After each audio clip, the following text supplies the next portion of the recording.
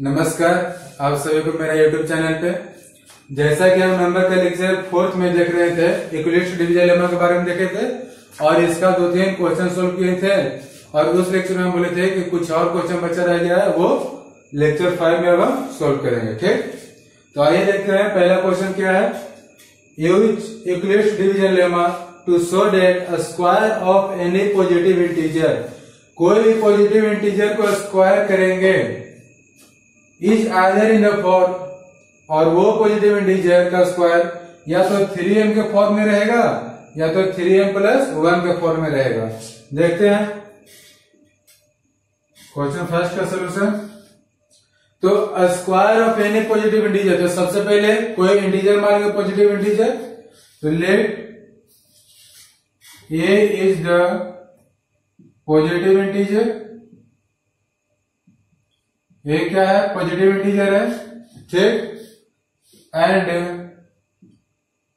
b equal to, और हम previous lecture में क्या हो रहे थे, यहाँ पे 3 का पूछ रहा है, तो b equal to 3, b equal to क्या मान लेंगे? 3। ठीक, आगे देखते हैं यूजिंग इक्विलिब्रियम डिवीजन लेमा। ठीक, क्या होता है? a and b, if a and b are positive integer, then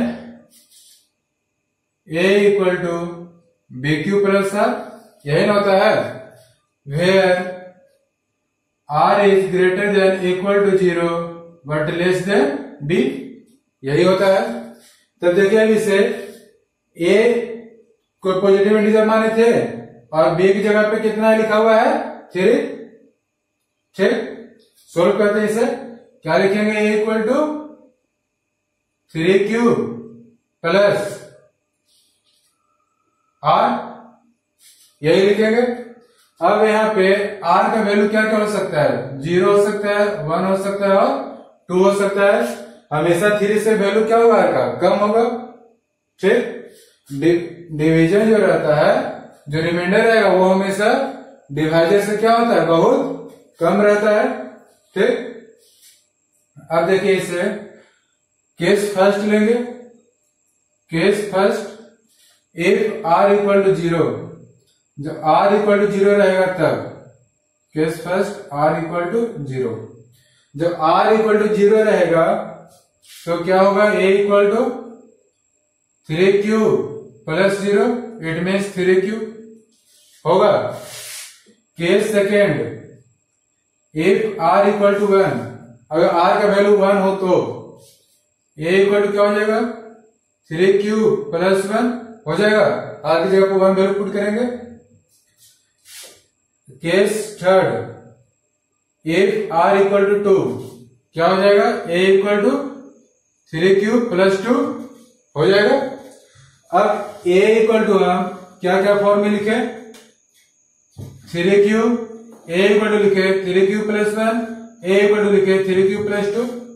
तो हमें यहाँ पे टेस्ट क्या करना है? Square of any positive integer, मतलब स्क्वायर करना है। तो आप लोग भी क्या कीजिए, a को स्क्वायर कीजिए और 3q को स्क्वायर कीजिए। कितना हो जाएगा? 9q स्क्वायर हो जाएगा। Square of any positive integer, इसका भी स्क्वायर, इसका भी स्क्वायर। सोल्व कीजिए, a प्लस b का होल स्क्वायर क्या हो जाएगा? 9q square plus 1 plus 6q हो जाएगा। या तो इसे हम ऐसे भी लिख सकते हैं, 6q प्लस 1, कोई प्रॉब्लम नहीं। इसे भी क्या करेंगे? स्क्वायरिंग ऑन बोथ साइड, क्या होगा? 9q square plus 3 two 6, 6 two 12, 12q plus 4 हो जाएगा। इसी को और हम ऐसे भी लिख सकते हैं, 9q स्क्वायर प्लस 12q, 4 को क्या लिखेंगे? 3 प्लस 1 लिख सकते हैं। और अब देखिए इसमें कॉमन कितना लेगा? 3 कॉमन लेंगे तो क्या बचेगा? 3q square plus 4q plus 1 हो जाएगा। अब इसमें देखिए, ठीक, इसमें क्या होगा? 3 कॉमन लीजिए, 3 कॉमन है ये दोनों में, क्या हो जाएगा 3q² प्लस 2q प्लस 1 हो जाएगा। 3 कॉमन है तो 3q² प्लस 2q प्लस 1 हो जाए। इसको हम क्या लिख सकते हैं 3 इंटू 3q² के फॉर्म में। ठीक, तो हमें क्या पता करना था कि स्क्वायर कोई पॉजिटिव इंटीजर को करेंगे तो 3m या तो 3m प्लस 1 के फॉर्म में मिलेगा। तो देखिए तो इधर 3 इंटू m के फॉर्म में है, मतलब 3 का मल्टीपल में होना चाहिए। वेयर यहां पे कह सकते हैं where m is an integer, m कोई भी पॉजिटिव इंटीजर होगा। तो 3 इंटू इतना है, मतलब ये 3m के फॉर्म में है, इक्वल टू क्या लिख देगा 3m। यहां पे देखिए ये m है तो ये क्या है 3m प्लस 1 के फॉर्म में है। ठीक, अब यहां देखिए 3 ये m है, क्या हो गया 3m प्लस 1 के फॉर्म में है, मतलब कोई भी पॉजिटिव इंटीजर को स्क्वायर करेंगे तो हमेशा 3m प्लस 1 और 3m प्लस 1 के ही फॉर्म में मिलेगा, इसके अलावा नहीं मिलेगा। ठीक, तो आप इसे राइट डाउन कर लीजिए। अब नेक्स्ट क्वेश्चन देखिए, क्वेश्चन नंबर 2।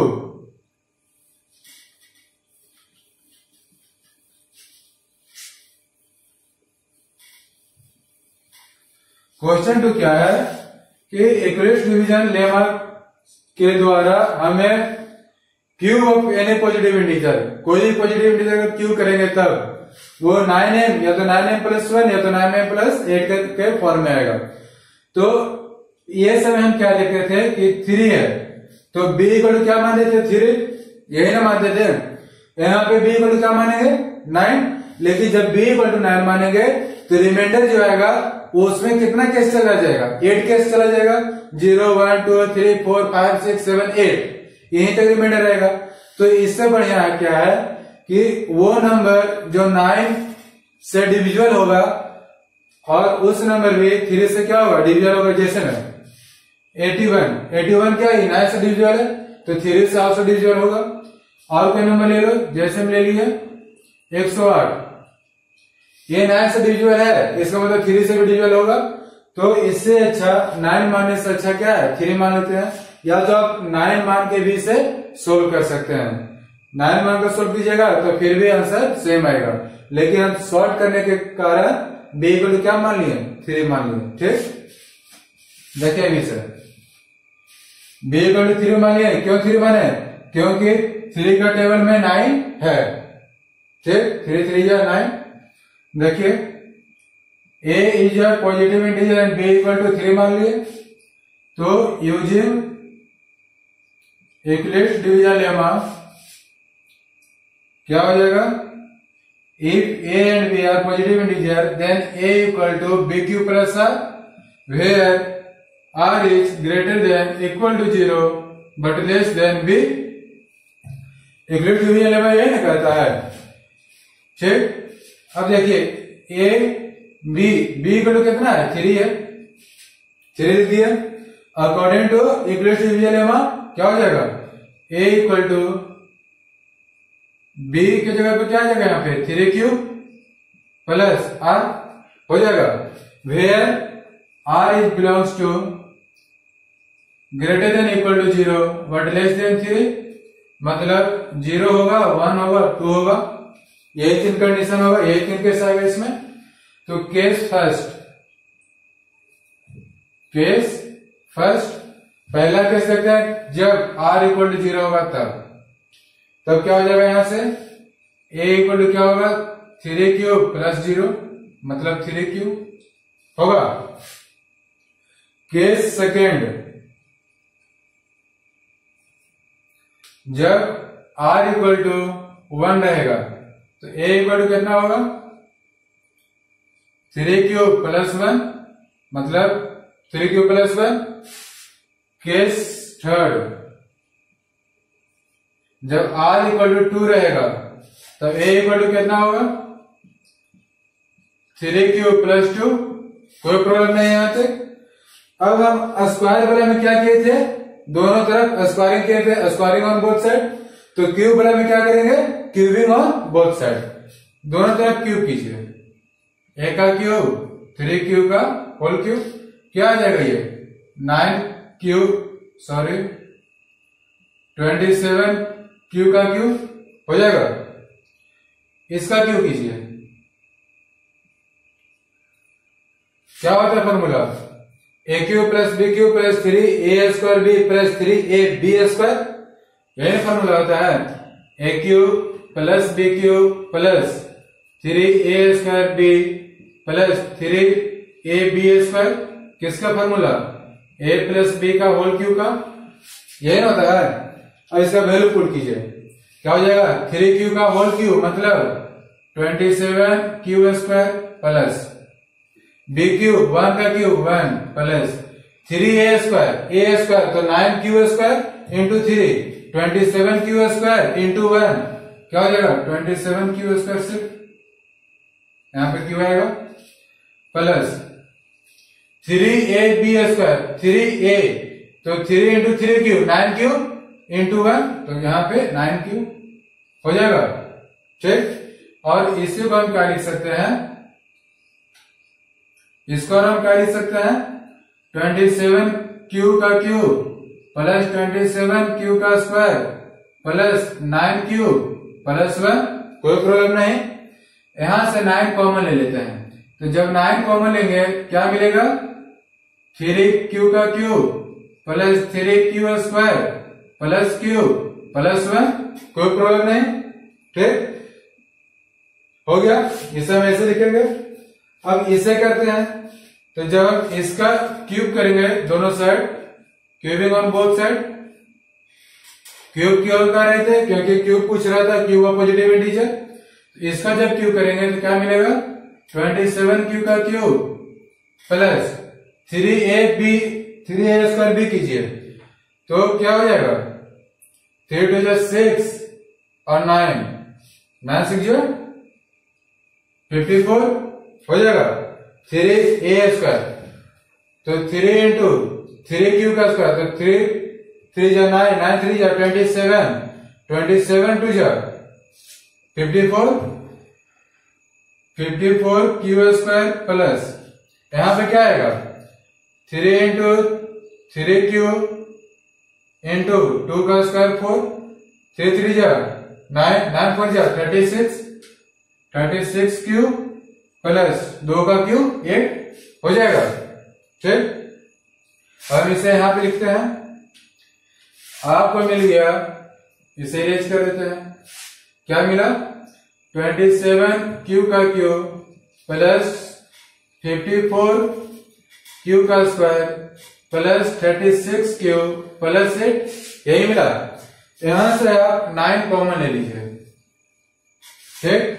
3 भी ले सकते थे, लेकिन 9 क्यों ले रहे हैं कॉमन, क्योंकि हाईएस्ट जब कॉमन लेंगे तो इसमें 9 मिल जाएगा। देखो क्वेश्चन में 9 था, 9 के फैक्टर में था, ये अगर 9 इसमें क्या लेंगे कॉमन ले लेंगे, तो 9 कॉमन ले लेंगे, क्या हो जाएगा 3 क्यूब का क्यूब प्लस 6 क्यूब का स्क्वायर प्लस 4 क्यूब प्लस 8, यही ना होगा, ठीक।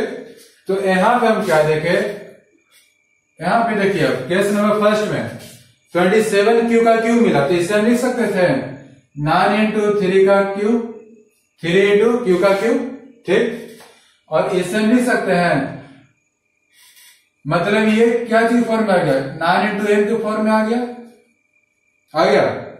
इसे हम क्या लिख सकते हैं 9 इंटू, इसको हम एम मान लेंगे, 9 इंटू एम प्लस 1 के फॉर्म में आ गया। इससे हम क्या लिख सकते हैं 9 इंटू एम प्लस 8 के फॉर्म में आ गया। मतलब एम यहाँ पे कोई भी पॉजिटिव इंटीजर हो सकता है, 1 2 3 4 5 6 7 8 9 10 कुछ भी हो सकता है, ठीक। तो आप लोग ये नहीं सोचिएगा कि यहाँ पे 3 क्यू का क्यू को मान लिए एम, और यहाँ पे 3 क्यू का Q plus 3 Q square plus Q को माने एम, तो ये नहीं सोचिएगा, ये एम का वैल्यू कुछ भी हो सकता है, ठीक। तो हम सिंपल क्या मान लिए, इसको भी एम मान लिए और इसको भी एम मान लिए और इसको भी क्या मान लिए एम, ठीक। तो ये 9m प्लस 1 के फॉर्म में आ गया, क्या जी फॉर्म में आ गया 9m प्लस 1, ये किधर की फॉर्म में आ गया 9m प्लस 8। इसका मतलब cube of any positive integer are in the form of 9m, 9m plus 1 and 9m plus 8. ठीक, इसे आप लोग राइट डाउन कर लीजिए। अब नेक्स्ट क्वेश्चन,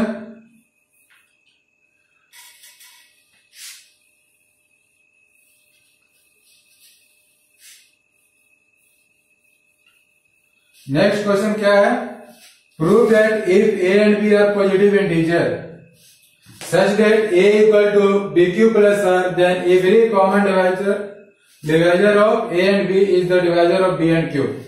इसमें कह रहा है अगर तो इसमें लेट a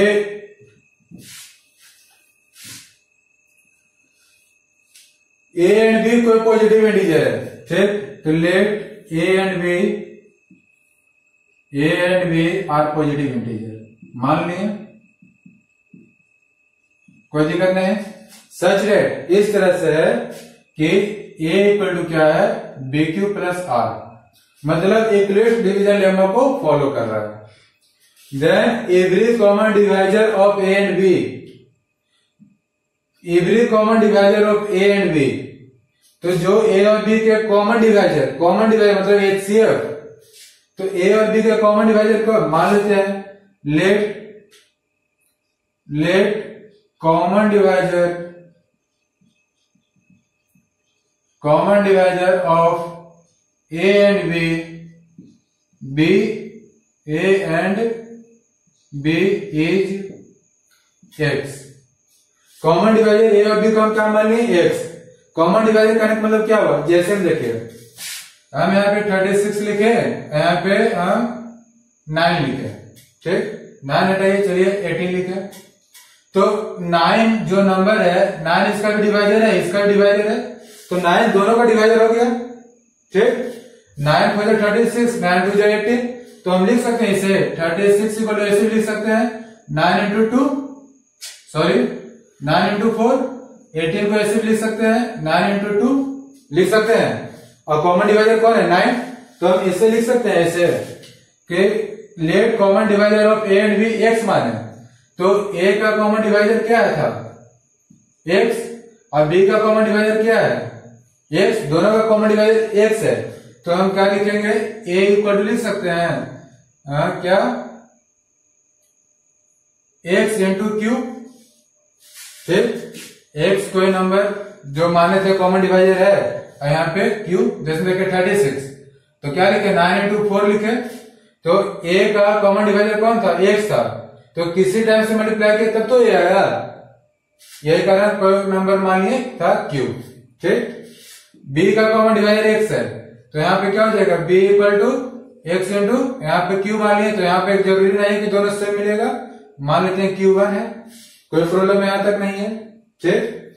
तो अब देखिए क्या करेंगे, a equal to x q मिला, अब b equal to x q 1 मिला, ठीक। कॉमन डिवाइजर समझ में आ गया होगा आप लोग को। अब देखिए, नाउ गिवन में तो ये दिया हुआ था, इससे आप लोग हटा दीजिएगा। गिवन में क्या दिया हुआ था? a equal to b q plus r, तो हम r इक्वल टू क्या लिख सकते हैं? अब देखो क्वेश्चन में क्या कर रहा था, is the divisor of b एंड q, अब b और q का भी वही कॉमन डिवाइजर होगा, तो a का तो कॉमन डिवाइजर x निकाल लिए हैं, अब q का निकालना है ना, तो q को क्या बना दीजिए? सब्जेक्ट, q को सब्जेक्ट बना दीजिए, b एंड q,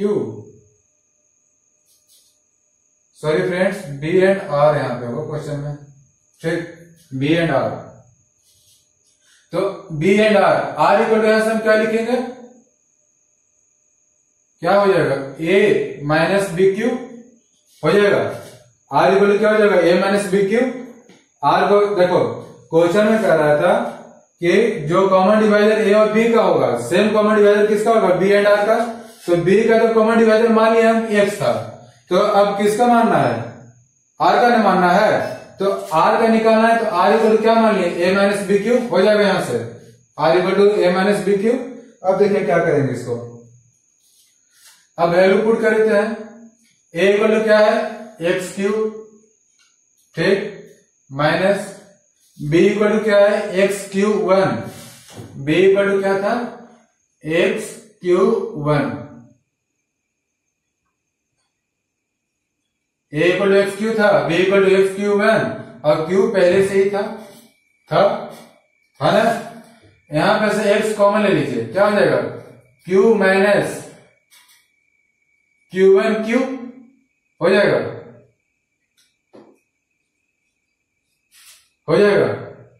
तो r इक्वल टू इतना मिला, x इंटू इतना, तो इसका मतलब x, इट मीन्स इसका मतलब क्या हुआ, x is the common divisor of r। x क्या हो जाएगा, r का कॉमन डिवाइजर, जैसे देखिए हम लिखे 32 इक्वल टू 16 इंटू 2, इसका मतलब क्या हुआ, 16 कॉमन डिवाइजर, 16 डिवाइजर किसका, 32 का, ठीक।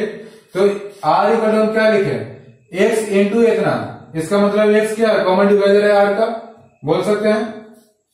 तो x is the divisor of r, common r का, ये भी x क्या होगा, डिवाइजर होगा किसका, r का। तो सबसे पहले हम माने थे क्या, common divisor of a and b is x, a और b का कॉमन डिवाइजर क्या माने थे, x। तो a का भी कॉमन डिवाइजर x है, b का भी कॉमन डिवाइजर x है, और यहां पर से हम प्रूव कर दिए कि r का भी कॉमन डिवाइजर क्या होगा, x होगा। तो a और b का जो कॉमन डिवाइजर होगा, तो सेम डिवाइजर किसका होगा, b एंड r का। तो हम लिख सकते हैं उसके बाद क्या, कि the common divisor of a and b is same the common divisor of b एंड r। सो प्रूफ, ये प्रूफ हो गया, ठीक। तो इससे ज्यादा आप लोगों को एग्जाम में क्वेश्चन नहीं पूछेगा, ठीक, ये बहुत इनफ है। अब देखिए इसके अलावा एक चीज और देख लीजिए, क्या छोड़िए, जो बताएंगे वो नेक्स्ट लेक्चर में देखेंगे। तो आप लोग यूक्लिड डिवीजन लेमा समझ गए होंगे, इससे रिलेटेड जितना क्वेश्चन हो सब आप लोग बना लीजिए, और क्या कीजिए, कहीं क्वेश्चन में प्रॉब्लम हो वो हमें कमेंट बॉक्स में लिख दीजिए, ताकि नेक्स्ट लेक्चर में आप कमेंट बॉक्स देखेंगे तो उससे हम सोल्व कर देंगे। कहीं से भी प्रॉब्लम हो तो क्वेश्चन में, तो आप लोग उससे जरूर पूछें हमसे। Thank you friends, all of you.